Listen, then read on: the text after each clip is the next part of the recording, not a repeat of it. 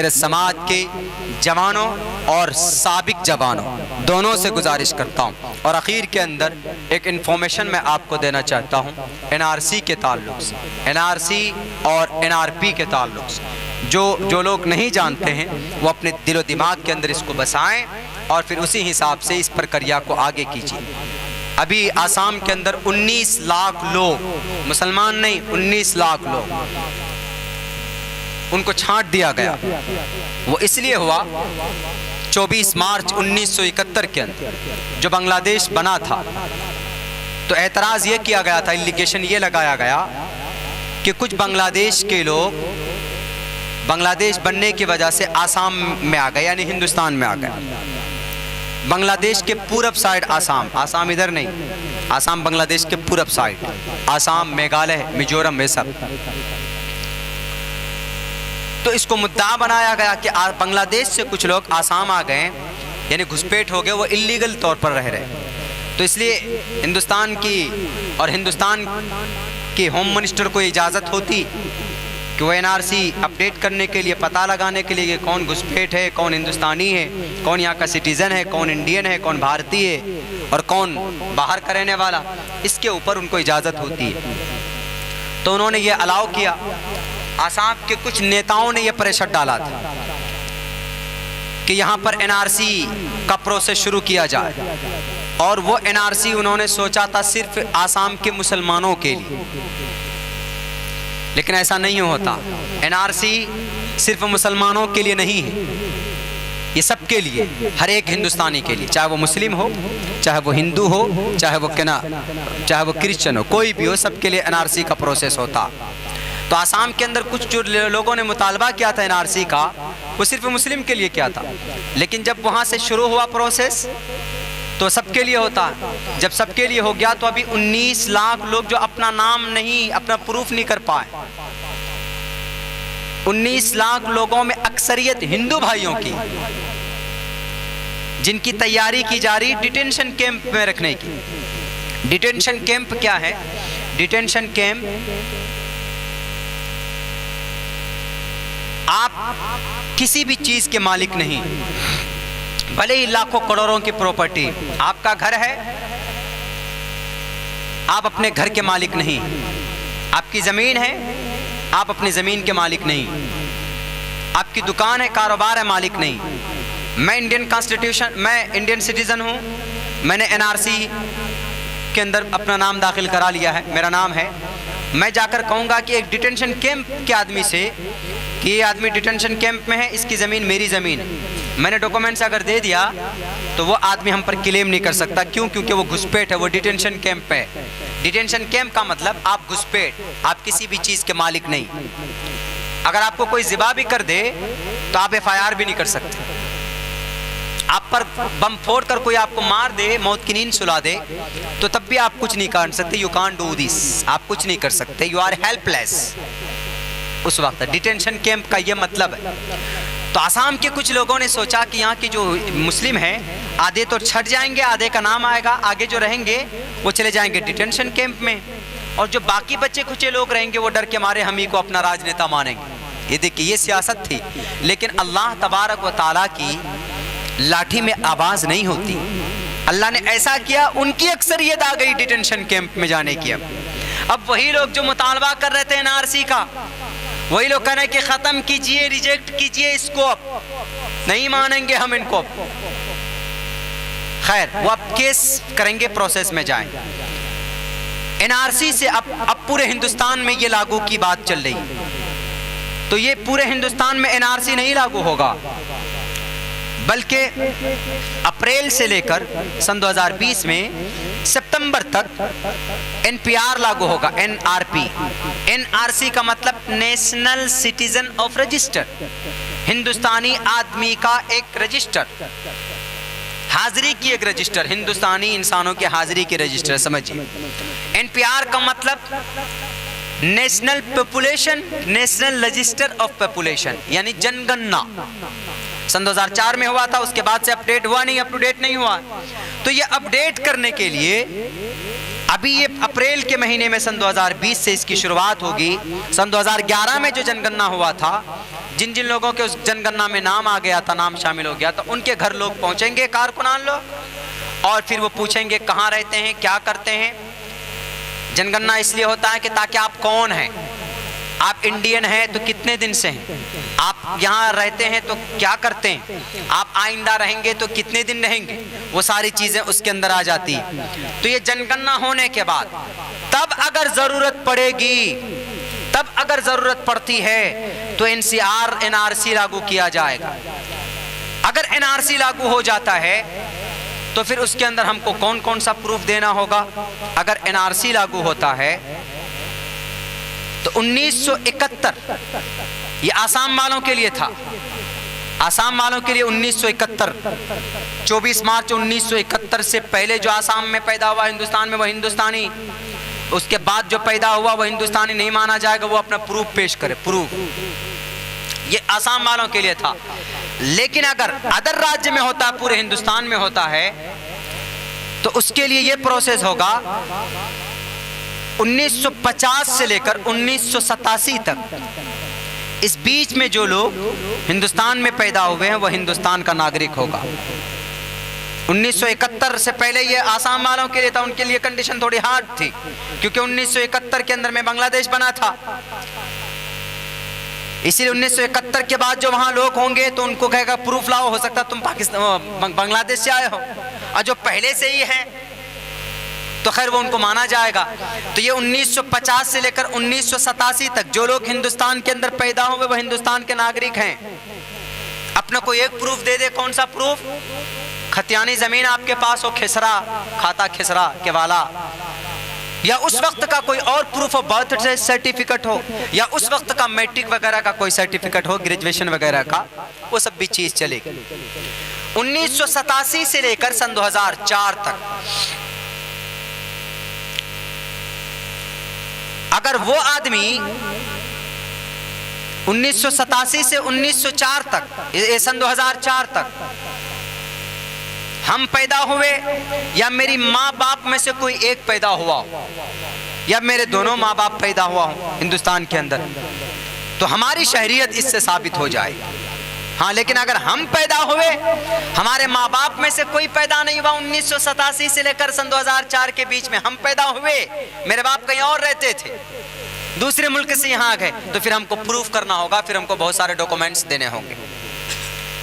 और ये सब प्रूफ करने के लिए, ये सब देने के लिए ड्राइविंग लाइसेंस, पासबुक, आधार कार्ड और आईडी, वोटर आईडी कार्ड, आधार कार्ड तो बाद में बना है, और जितने करीब के लोग होंगे सन 2004 के बाद जो पैदा हुए उनसे सारा डॉक्यूमेंट्स मांगा जाएगा, उनसे सारा डॉक्यूमेंट्स मांगा जाएगा कि जितने भी पैन कार्ड है, आधार कार्ड है, पासबुक है, राशन कार्ड है, ड्राइविंग लाइसेंस है, बिजली बिल है, उनमें से ये सारी चीज़ें अगर आप दे देते तो आप इंडियन सिटीजन हैं। अब कुछ लोग बोलते हैं, डरे हुए हैं कि अरे एनआरसी लागू होगा, करोड़ों लोग जाएंगे, भगाए जाएंगे, या लाखों लोगों को डिटेंशन कैंप में रखा जाएगा। जी नहीं, इससे डरने की जरूरत नहीं, इतना आसान नहीं। क्यों? सन 2011 में भी जनगणना हुआ। अब मेरे ख्याल से आज के डेट में कोई हिंदुस्तानी ऐसा नहीं कि जिसके पास कोई ना कोई प्रूफ ना हो, हर किसी के पास कुछ ना कुछ प्रूफ है, इसलिए इतने घबराने की जरूरत नहीं। हाँ, जो आदमी नहीं प्रूफ कर पाएगा, 100 में से एक आध आदमी अगर ऐसा हो गया नहीं कर पाएगा, तो फिर उनको डिटेंशन कैंप में जाना होगा। उनको परमिशन दी जाए, उनको वक्त दिया जाएगा साल डेढ़ साल का कि भाई आप प्रूफ पेश करिए, वो दे देंगे तो ठीक है, नहीं तो उनके लिए डिटेंशन कैंप, मतलब घुसपैठियों का इलाका, घुसपैठ उसको कहा जाएगा कि आदमी घुसपैठ। जब आदमी घुसपैठ है तो उससे क्या हक छीना जाएगा? सबसे पहला हक, उससे वोट का अधिकार छीन लिया जाएगा। दूसरे दर्जे का शहरी, चाहे हिंदू हो चाहे मुसलमान, दूसरे दर्जे का शहरी, ना वो वोट दे सकता है ना वो वोट ले सकता। डिटेंशन कैंप का ये मतलब अब होगा। बर्मा के जो मुसलमान हैं 6 लाख, म्यांमार में 2 साल पहले 46,000 मुसलमानों को जो मारा गया, और वहाँ के लोगों ने प्रोटेस्ट किया, वहाँ के खुद मुसलमानों ने प्रोटेस्ट किया, पूरी दुनिया के मुसलमानों ने जो प्रोटेस्ट किया, उनके ऊपर कोई सुनवाई नहीं हुई। क्यों? क्योंकि वहाँ के मुसलमान डिटेंशन कैंप में रह रहे हैं। वहां के म्यांमार के मुसलमान म्यांमारी नहीं हैं। वो वहां के कंडीशन के मुताबिक वो प्रूफ नहीं कर पाए हैं, वहां के सिटीजन म्यांमार सिटीजन नहीं बन पाए। यही वजह थी कि उनके ऊपर आर्मी लोग, आंग सांग सूची की जो लोग थे उनके कारिंदे थे, और वो बुद्धा का जो सबसे बड़ा पेशवा रहनुमा, उनके जो लोग थे वो जो मार रहे थे मुसलमानों को, ये लोग जाते थे किसी FIR के लिए तो पूछते थे कि तुम म्यांमारी हो कि नहीं हो, कहते थे नहीं है तो कोई सुनवाई नहीं होगी। इसी वजह से 40,000 को वहां पर कत्ल किया गया जिनका कोई पुरसान हाल नहीं हुआ। ये तो दुनियावी बात हुई, लेकिन क्या आपका कोई पुरसान हाल नहीं? अल्लाह है कि नहीं? हम क्यों ना अल्लाह तबारक व तआला से रिश्ता मजबूत करें, ताकि अगर आने वाले कल अगर हालात खराब हों, कवानीन बदले जाएं, अगर इस तरह का कोई फितना फसाद होता है तो हम अल्लाह से दुआ करके उनके शरण में आकर के प्रोटेक्शन ले सकते हैं। अल्लाह हमारी और आपकी मदद कर सकता। ना तो हम दुनियावी एतबार से मजबूत, ना हम दीनी एतबार से मजबूत। इसलिए आखिर वक्त में मैं यही गुजारिश करूंगा मेरे मुस्लिम भाइयों, जितनी भी बातें इस जलसे के ताल्लुक से आई और जितनी भी बातें कही और सुनी गई हैं, हमारे लिए और गैरों के लिए हम दुआ करें, हम वो काम करें कि जिससे हमारा इस्लाम ना तो बदनाम हो और हमें क्यों हजरत नहीं कराएं? अरे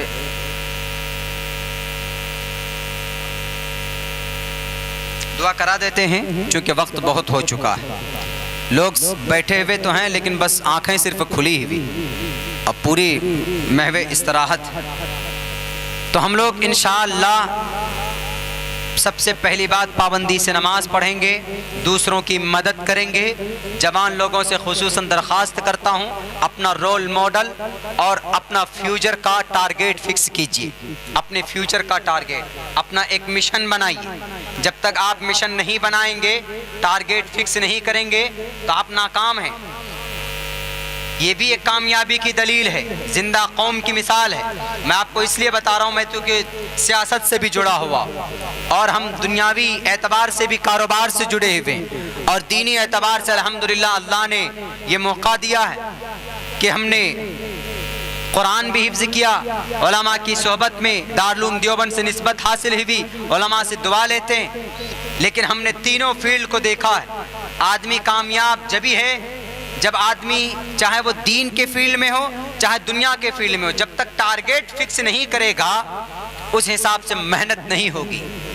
मेहनत नहीं होगी, जो खाएगा कमाएगा नहीं। एक टारगेट फिक्स कीजिए। मैं अपनी बात बता रहा हूं बिना किसी तारीफ के, तहदीस बिन नियामत के तौर पर, ताकि आप लोगों को भी पता चले और आप में भी हमसे भी आगे लोग होंगे।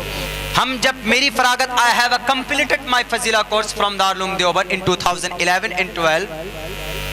जब हमारी फरागत हो गई थी तो वह and I went to Bangalore and that place from Bangalore MARCCS I completed my diploma course.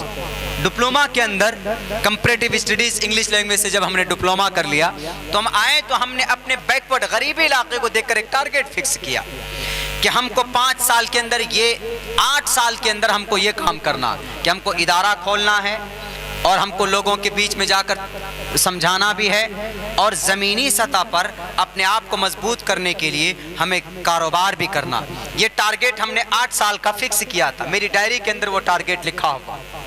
जवानों, ये आपके लिए सुनिएगा, सलमान खान की बॉडी देखकर आप कामयाब नहीं होंगे।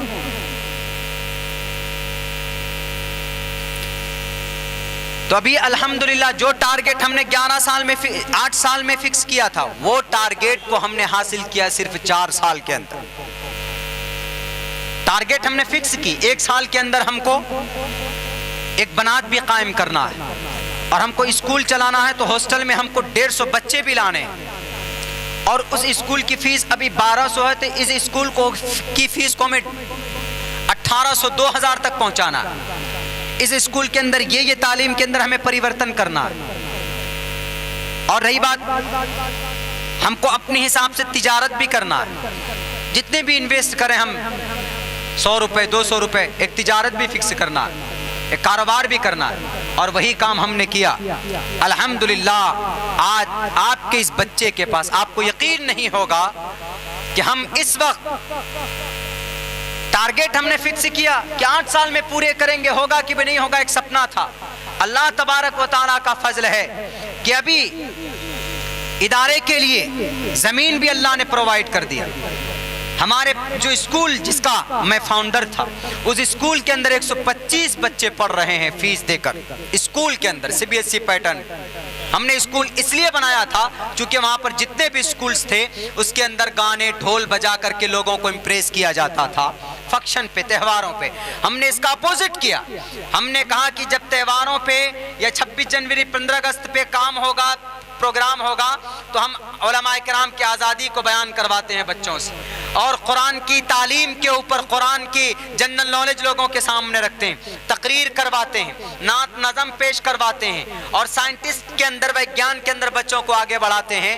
तो बहुत से लोग वहाँ से कट कर वो इधर आ गए, कह रहे यहाँ हमारा बच्चा नमाज भी सीख रहा है, कुरान भी सीख रहा है, और दुनियावी मॉडर्न एजुकेशन भी ले रहा है, अल्हम्दुलिल्लाह। वो हमारा कामयाब हुआ। बनात हम चला रहे थे, अल्लाह से दुआ कर रहे थे कि ज़मीन का इंतज़ाम करा दीजिए। अल्लाह तबारक व तआला ने पिछले साल तकरीबन 2.50 का 46 डिसमिल ज़मीन अल्लाह ने प्रोवाइड करवाया। हम चाहते थे कि भाई हमारे पास गाड़ी हो, मेहनत की, अल्लाह ने वसात दी, तो अल्लाह ने गाड़ी घोड़े का भी इंतज़ाम कर दिया। और यहाँ तक के गुड अपॉर्चुनिटी, जब आप अच्छा करते हैं समाज के लिए, तो समाज के लोग कहते हैं कि अब्दुल्ला साहब 82% मुसलमान यहाँ पे हैं, यहाँ से फला फला जीत करके जाते हैं, आपको एक पार्टी लेकर आना है जो साफ शफाफ हो, और हम आपको वोट देंगे और आपको यहाँ से लीड करना है, आपको हमें अपना लीडर सियासी एतबार से बनाना है। और अल्हम्दुलिल्लाह सन 2020 के अंदर हम मुकम्मल इलेक्शन भी फाइट करने के लिए जा रहे हैं। वो मकसद सिर्फ इसलिए है ताकि मिंबर साजी के अंदर इजाफा हो, राज्यसभा के अंदर, और किसी भी बिल को रोकने में हम सक्षम और कामयाब हो सकें। एक अलग चीज है, क्यों हमारे अब्बा हमसे कहते हैं कि ये बच्चा इतना पागल है, इतनी मेहनत करता है कि रातों को लोग सोते हैं, लेकिन जनवरी और फरवरी के महीने में मैं रातों को 3-3 जलसे इलाके की करके आकर तब मैं रात को सोता हूं। खाली बैठना मुझे अच्छा नहीं लगता, बिल्कुल अच्छा नहीं लगता। एक एग्जाम्पल आपको मैं दे रहा हूं, आप मुझसे बेटर कर सकते हैं मेरे भाइयों, बहुत अच्छा कर सकते हैं। जहां बददीनी है दीन को निकाल सकते हैं। मेरा छोटा भाई था, रिश्ता होने वाला था, भी निकाह हुआ उसका भी। छोटा भाई जो कारोबार संभालता है, वो छोटे भाई को हमने दिया, उसका निकाह होने वाला था। अब्बा बोले क्या, ये बेटे पैसे लेके जाओ, जरा कपड़े खरीद लो लड़की के। हमारे यहाँ सिस्टम है, 25,000-30,000 के कपड़े लड़की के खरीदते हैं और लड़की वाले लड़के के कपड़े खरीदते हैं। हम गए, उसी मौके से सैलाब भी आया था हमारे यहाँ। जाने के बाद हमने लड़के वाले को फ़ोन कर दिया, लड़की वाले को, भैया आप आ जाएं, 1-2 आदमी, मैं जा रहा हूँ। बोला आप लोग कितने आदमी? मैंने कहा मैं अकेला हूँ। बोला अरे आप तो रस्म के खिलाफ आ रहे हैं मौलाना, 5-6 आदमी लेके आइए, हम लोग 5-6 आदमी लेके जाएंगे। हमने कहा कि नहीं नहीं, हम अकेले आ रहे हैं। आने के बाद हमने उनको कहा कि कितने कपड़े खरीदेंगे? बोला कि इतने तो होने चाहिए, इसलिए कि उनको भी देना, उनको भी देना, उनको भी देना। हमने कहा कि देखिए जिन जिन का आपने नाम लिया है उन सबको अल्लाह ने वसात दी, उन सब के पास पैसा है, उन सब के पास कपड़े भी हैं, इसलिए आप उनके बजाय काम कीजिए ना, लड़की और लड़के के लिए 2-2 कपड़े खरीद लीजिए। आप अपनी बच्ची के लिए खरीद लीजिए, हम अपने लड़के के लिए खरीद लेते हैं। रस्म था, बहुत स्ट्रॉन्ग था, 50-50 हज़ार रुपए के कपड़े खरीदते थे लोग, और 10-10, 20-20 आदमी जाते हैं कपड़ा खरीदने, और सबको खाना खिलाइए, फजूल खर्ची। तो हमने ये प्रपोजल रखा, गुजारिश की, मान गए वो। बोला इससे अच्छा और क्या होगा मौलाना। उन्होंने अपनी बच्ची का कपड़ा खरीद लिया, हमने अपने भाई का कपड़ा खरीद लिया।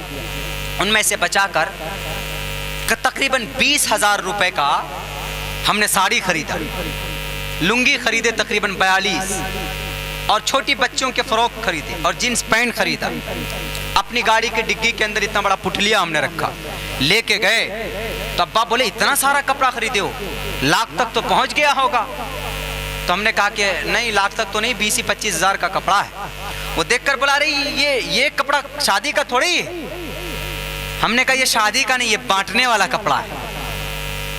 बोला पैसा, हमने कहा उसी बजट से लाएं जिस बजट को आप अपनी फजूल खर्ची में खर्च करने के लिए मुझे भेजे। बोला वो मान गए। हमने कहा मान गए हो। बोला इन कपड़ों का, मैंने कहा बांट दीजिए सुबह कैंप लगाकर। सुबह कैंप लगा, तकरीबन 80 लोगों के अंदर वो लोग जिनको ज़रूरत थी, उन लोगों के अंदर वो कपड़े बांटे गए, साड़ी और लुंगी और कपड़े जिनको ज़रूरत थी ज़रूरतमंदों को दिया गया। कहाँ से पैसा बचा? उसी फंड से जहां हम फजूल खर्ची के लिए इस्तेमाल करने जा रहे थे, वहां से बचाकर गरीबों के अंदर। अब्बा इतने खुश हुए कि ले तो तुमने बहुत अच्छा काम कर लिया। हमने कहा कि करने से होता है अब्बा, ये मैं अपनी बात बता रहा हूं अभी की, आप भी कर सकते हैं। जहां बुराई हो, गंदगी हो, वहां से आप अच्छाई को निकाल सकते हैं, अच्छी चीजें वहां से कर सकते हैं। ये काम कीजिए इंशाअल्लाह तबारक व तआला। देखिएगा कोई चाय या कोई सलाद बेचने वाला आपके तलाक को या आपकी शरीयत को या आपकी मस्जिद की तरफ निगाह उठा ले, खुद अल्लाह निपट लेगा इन लोगों से। लेकिन यह कि हम लोग बने तो सही स्ट्रॉन्ग मोमेंट, मुसलमान बने तो सही, उनकी आंखों में आंखें डालकर जवाब तो दें। अल्लाह से दुआ है अल्लाह हम सबको जुर्अत दे, इस्तिकामत दे और अपनी शरीयत के मुताबिक अपनी ज़िंदगी गुजारने की तौफीक अता फरमाए। वाखिर दावाना अल्हम्दुलिल्लाहि रब्बिल आलमीन। हज़रत मुफ्ती साहब भी तशरीफ़ ला चुके हैं और उनकी भी कुछ बातें होगी नसीहत की, उसके बाद फिर दुआ हो जाएगी। अल्लाह से दुआ है कहने सुनने से ज़्यादा अमल का जज्बा अता फरमाए। वाखिर दावाना अल्हम्दुलिल्लाह।